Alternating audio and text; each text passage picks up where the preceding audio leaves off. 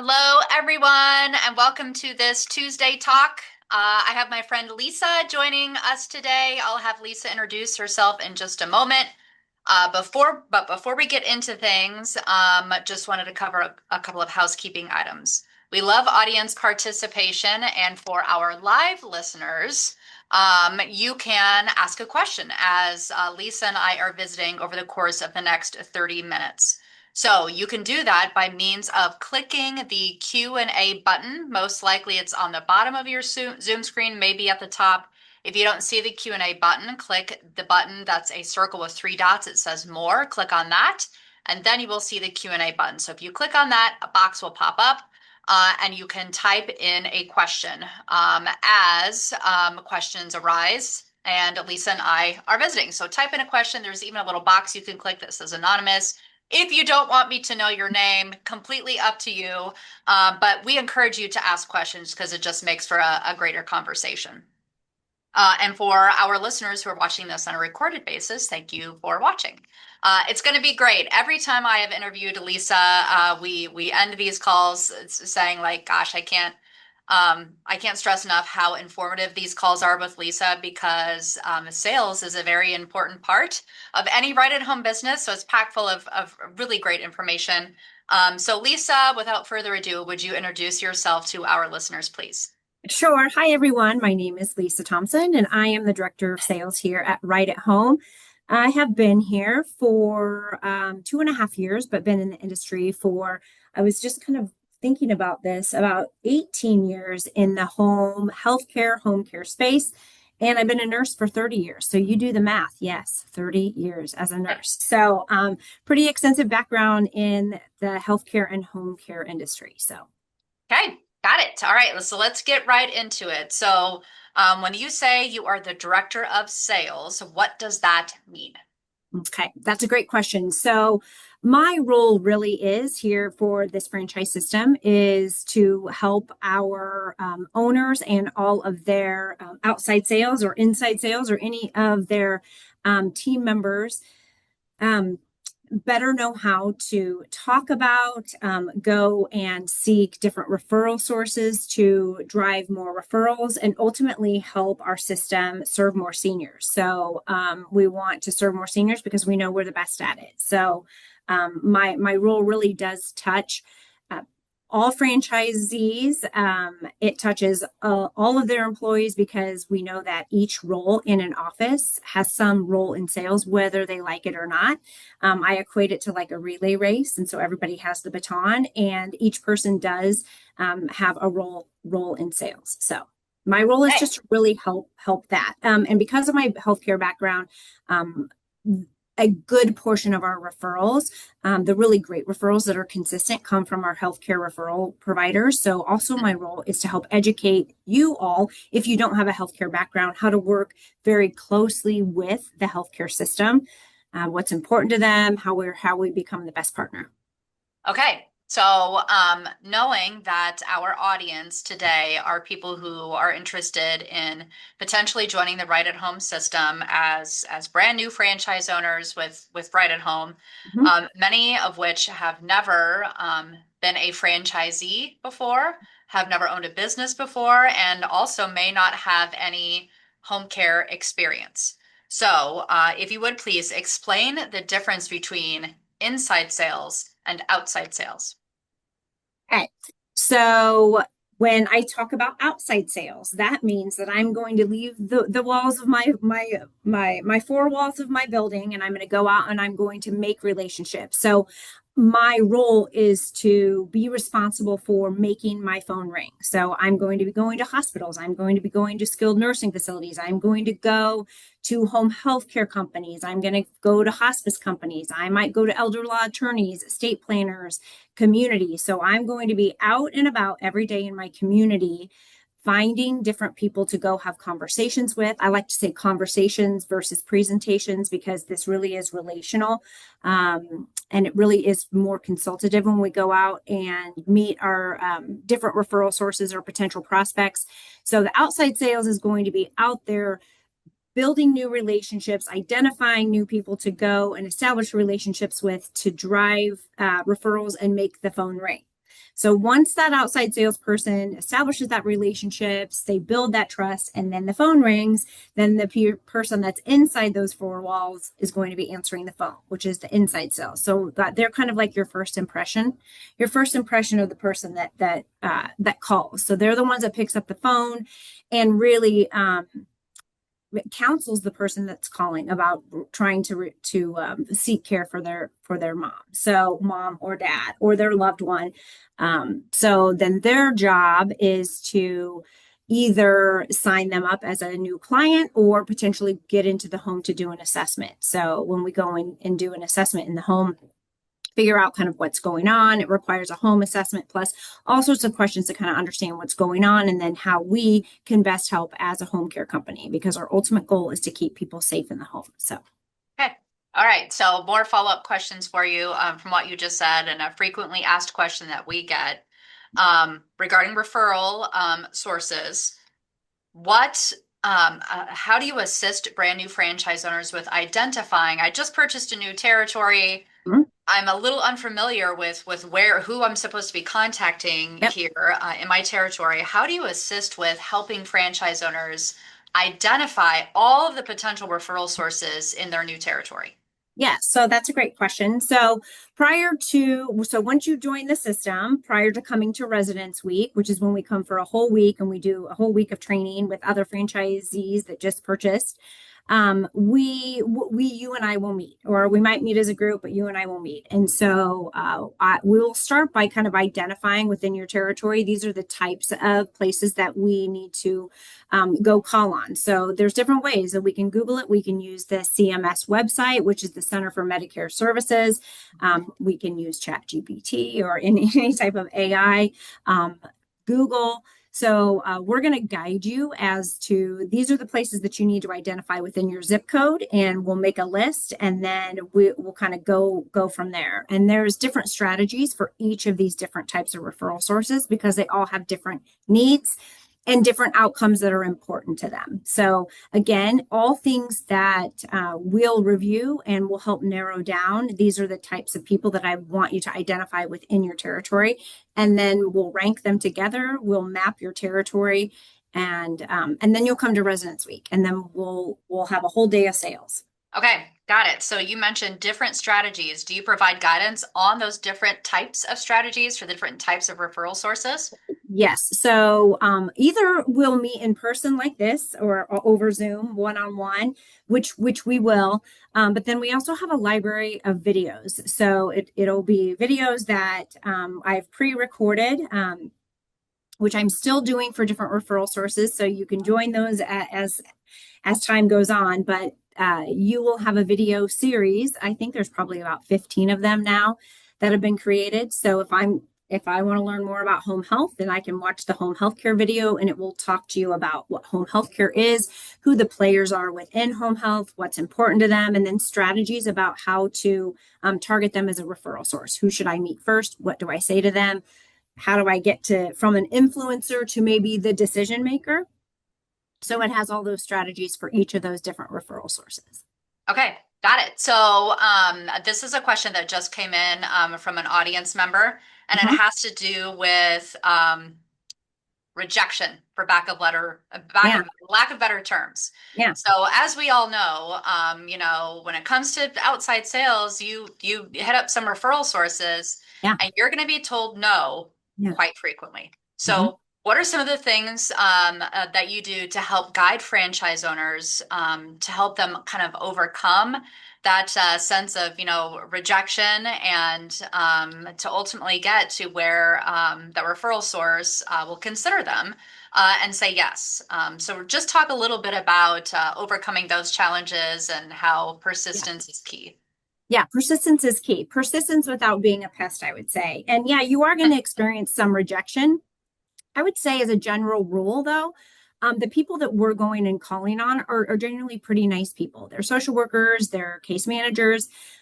So what I would say is you might not feel rejected so much as I just can't get to them. Yep. But then we have also strategies because there's lots of people within this industry that you can go make friends with that likely have relationships with those people that are hard to get to. And so that's all part of the training that says, okay, you can't get to this person. Let's go meet somebody that can. And then we're going to kind of pal up with them and have them introduce. There's just also other strategies that we can kind of work through together to figure out how to get to those hard to get to people. There's always a way. And I would also say that the best salesperson isn't the one that never faces rejection. It's the one that just keeps going back. So people have bad days. Sometimes it's just not there. Somebody isn't very pleasant to you and maybe they're just having a Yep. really bad day, right? So again, we'll just talk through strategies that there's always a way. There's always a way. Just sometimes it's just a little bit different path. Mm-hmm. This is a very relational sell. And so we just have to go make relationships with people. And then I always say connecting the dots between this person to this person can help me get to the next person. Okay. So something that you said made me think of, thank you for that. And for whoever typed in that question, if you need more clarity, just let me know. But something that you said, the person who is doing the role of outside salesperson. Mm-hmm. So, what is your recommendation on if it should be the franchise owner themselves, knowing we may sell a franchise to someone who says, sales is not my strong suit, and I'm just not quite sure that I'm comfortable doing that. What our recommendation is on if you, as the franchise owner, should be that outside salesperson, and if not, then what is the plan? And Yeah. if you feel like it should be the franchise owner themselves, why is Yeah. that? Yeah. So, I mean, I think ideally in the beginning, it should be the franchise owner because you are the one that can go and as the owner, you are figuring out your territory, you're figuring out the different referral sources. And I can promise you, nobody's going to love your business more than you. Uh-huh. Um, but I also understand that if it's just not your thing, and then you hire for it, right? So I think that the decision has to be made by you. The non-negotiable is that it has to be done. So whether it's you or your first hire, because you don't want it to be you. That being said, I do think that it's always important for the owner to have a pulse on their territory and know their biggest referral sources. Because within this industry, if you're hiring an outside salesperson, there's always a chance that somebody might leave. And what we don't want to do is have whoever you hire leave and then you be left with having no relationship with some of your top referral sources. So, regardless if it's your thing or not, I think that there has to be some sort of traction by the owner within your territory. Mhm. Okay, got it. So thank you for that. I keep saying, let's back up. I'm just known for jumping around, so I'm not going in any particular order. I have so many questions for you. I'm jumping around a lot, but it's hopefully very relevant to and informative to the people who are listening. So, backing up to Residence Week. Mhm. So you've already mentioned a couple of times, like, okay, we are going to meet prior to Residence Yep. Week. And here's what we're going to talk about before Residence Week. Yep. So let's talk about what actually happens during Residence Week, knowing that most of the people who attend Residence Week, shortly thereafter, leaving Residence Week, you are going to go home and you're going to open your business. Yep. But in hopes that, opening your business, you've already gone around to some of those referral sources Yeah. in the area. So just talk a little bit about what happens during Yeah. Residence Week and how you kind of prepare them to go home and Mhm. really get going on Yeah. inside Yeah. sales and outside sales. Yeah. So I will just back up just two shakes because prior to going to Residence Week, like I said, we're really going to talk about the importance of outside sales. We're going to be identifying all of our targets that we're going to want you to be going and prospecting. Hmm. We're going to give you talking points of how to talk to those referral sources because you don't have your doors open yet. So sometimes that may feel a little odd. It's more Yep. just it's more just a like I'm just going to go and be very curious about how those others serve seniors. But we want you to get in front of these referral sources because we know that it takes about 8 to 12 times to meet them before you can really establish that trust. and drive Yep. referrals from them. So we want you to get a jump start so that when you come to Residence Week and then we start really diving into these different types of referral sources, that you've been like, okay, I've met them. I can start to visualize like what conversations I've had, what conversations I need to have differently. And then throughout that day, I unfortunately only have a day with you guys, but we will really dive into home health, hospice, and rehab or skilled nursing facilities. So we'll talk a lot about how we're going to go target them. And what's important and what your day should look like and how many visits that you should be making every week and kind of what that looks like. I will say too that we have kind of a cool thing happening here at Right at Home that prior to coming, this next group prior to coming, we do have an AI sales agent where it's a persona that we're going to have you guys test out prior to coming. So you will be selling to an AI agent. It's in a very safe environment because nobody is watching you and you get to just practice. So inside sales and outside sales. So we're excited about that so you can practice. And then when you come to Residence Week, after all you've learned and after all we've practiced, then we'll have you try it again. So it's going to give you a safe space to have conversations and really just help with repetition. So it really is all about repetition and learning how to speak the language. And so we're really excited about that. Okay, got it.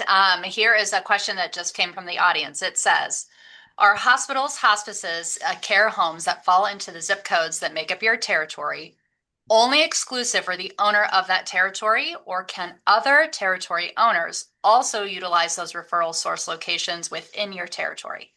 Okay, that's a great question. That's a really great question.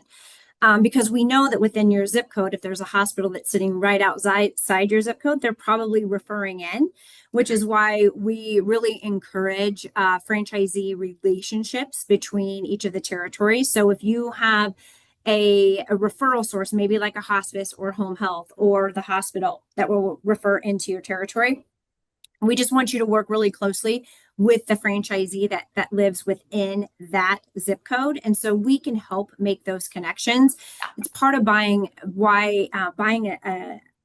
into a franchise system that has that brand awareness is that we should all be working very closely together to serve our community, whether it sits in the referral source themselves sits within your territory or their territory, because we always want to make sure that we're taking care of that referral, regardless if it's my neighbor or if it's in my territory, because we want the Right at Home brand to stay strong. So it will not be on your target list to begin with per se, but yes, when you will work with the local franchise owner within that territory, will help make those connections because we want you to have relationships with them since they'll be referring into you as well. Okay, perfect. Thank you for that. And here is another question. They're asking, are referral sources institutions or potential customers? I mean, I think they're both, but I would say that uh, people refer, places don't. So, yes, you might go to a building, but it's within the building, it's the people that are going to be referring. And they 100% are your customers. So, um, I would say, yeah, I mean, you're going to go to a building, but it's not just the building that's referring, it's the people. So it's more about knowing who your contacts are within that community or that facility or that hospital. Yes, and I agree with you. I would answer it as institutions are the ones that are going to be referring potential customers to you, the franchise owner. Mhm. But as far as like residential homes in your territory where people live, those are customers within those homes, not necessarily that those are a specific referral source, a residential home. Lisa's referring to referral sources as businesses, people within those businesses that can refer customers to you. Does Yeah. that make sense? Okay, got it. All right. So, let's see here. All right. So you mentioned during Residence Week, or actually prior to Residence Week, you're going to give new franchise owners those talking points, how to talk to these referral sources and what to say.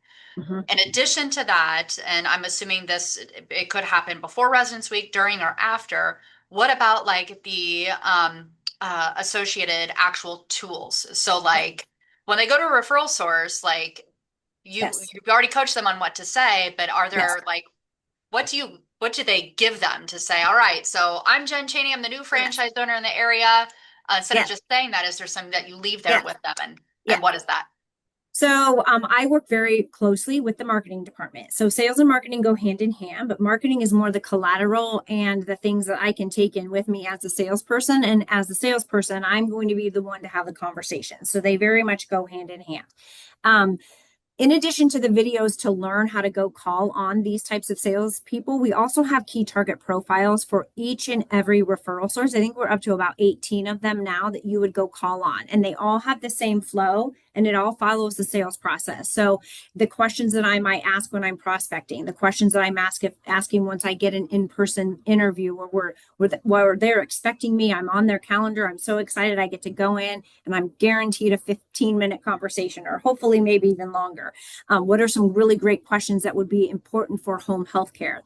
All of them are going to be a little bit different because we know their needs are a little bit different, but these key target profiles kind of walk you through the sales process. They talk about objections that each of your referral sources might have. It talks about how you kind of what our value add is for each of those different types of referral sources. So how does home care create value for home health, or how does home health or home care create value for a hospice company, or how does home care create value for a community like an assisted living, an independent living, or memory care. And then it talks about how do I ask for the business, right? So we know it's important, that relationship is so important, but eventually I can't just be their friend. I have to be able to ask them for the referrals.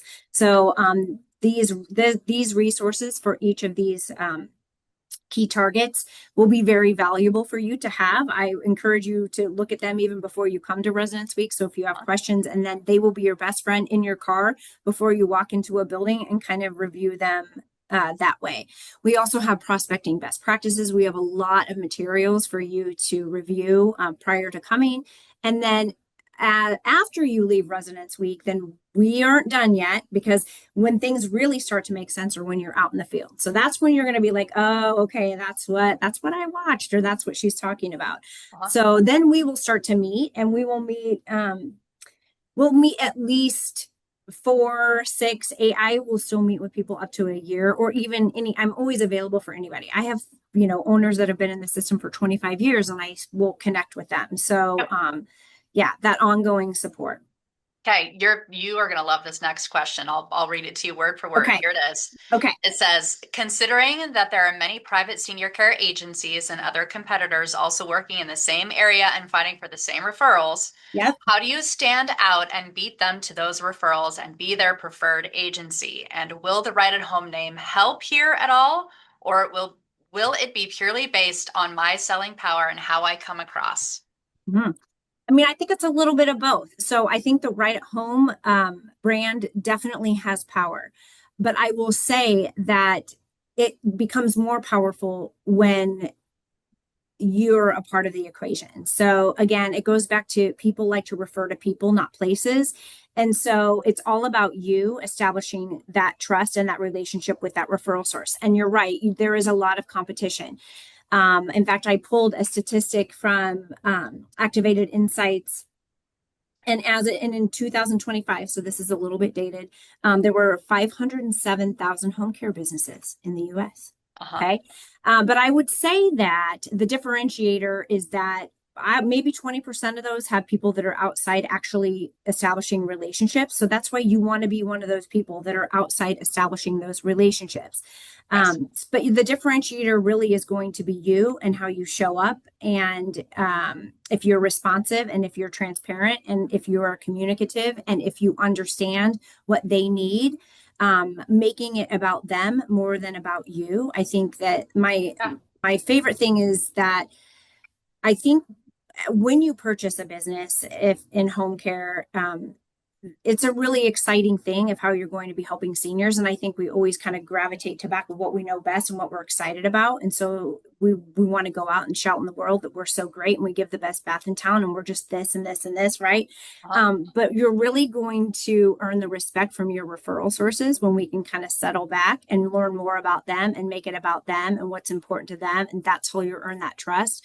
But at the end of the day, the differentiator is really going to be it's going to be you at first making the phone ring, and then it's going to be about everything that happens after the phone rings, Yep.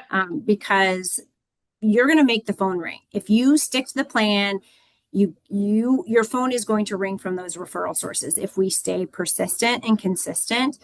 But then we have to kind of your mouth has to match your feet or Uh-huh. your feet have to match your mouth, and so what we say is going to happen has to happen, and that's how you'll drive those consistent referrals.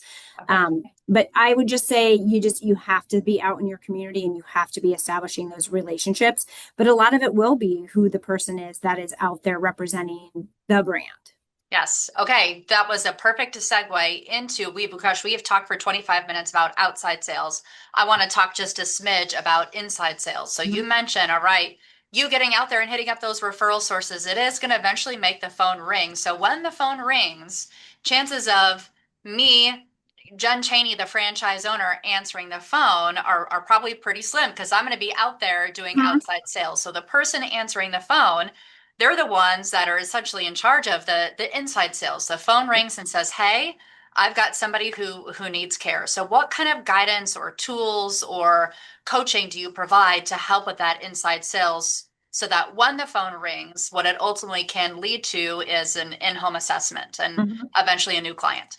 Yeah, I mean, this sounds really, really basic, and you guys might all giggle, but answer your phone. I Hmm. mean, that is very basic. You will get phone calls, I promise you, that people will say you're the third person I've called and you were the people that picked up your phone. Yeah. So number one, answer your phone and answer your phone with a smile on your face, because it will come across even through a phone, even though they can't see you. Yep. And I think, again, it's sitting back and asking really great questions and never trying to pitch somebody. Most of the time, when people are calling, they're in some sort of crisis mode and they maybe have thought about getting help for their mom for a really long time and they're finally picking up their phone to call you. And so you want to make sure that you engage them in the right way and listen and be that resource.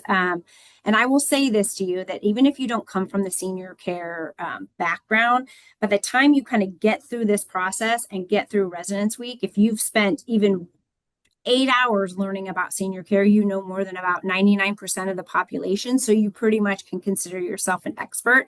There you go. Um, I think it's answer your phone, be that resource, and show empathy and guidance, and it confidently that you can help their family during this crisis situation. So. Okay, thank you for that. And time flies when you're having fun. We just have a couple minutes left. Lisa, is there anything that we haven't talked about over the course of the past 30 minutes that you would like to bring up to our audience today? We're going to do this again because I could talk to you for like several more hours, and this is information that people really love. But anything you'd like to mention before we part ways here? I mean, I just think that one of the most important things that I hope that you will gather from this conversation is, getting somebody that searches Google and decides to call you. Those are kind of cherry on the top, but I can't impress upon you enough how important it is to be in charge of making your own phone ring. So we have a really cyclical business. It's like this. And we always want to know that we have a pipeline of referral sources that will continually refer, instead of just kind of sitting there hoping and praying that your phone rings. We need to be in charge of making it ring with the clients that we want to serve. So, and Okay. if you believe you're the best at it, then you should get out there and talk about it because we want to serve more seniors. Okay, so there was a question that came in, and I want to ask it about before we hang up here because it's a great question, and it has to do with inside sales. And while we were Mhm. talking about like answer your phone, so this person is asking with inside sales initially, while you are building your business from the ground up, would you suggest to forward those calls to your cell phone as the owner in order to close those sales yourself? Well, I think it depends on your hire that's sitting. I mean, I want you to be able to hire people that you trust, right? Because you're going to have to relinquish some of the control because you can't do it all and you can't do it Yep. all forever. So hire somebody that you feel confident and that can answer the phone. Yep. But I mean, at the beginning, if you feel like you want to take those calls, Yep. roll it to yourself, right? Yes. I mean, Yep. yeah. But again, making sure that you hire people that you feel confident in their skill set so that you have a team. That's right. Okay. Got it. Thank you, Yep, Lisa. This was awesome. As always, I appreciate you. I know you're a very busy person, so thank you for taking the time to do this. I absolutely. appreciate you, and I know that our listeners do as well. Okay. Until next time. Thanks a lot. Thank you.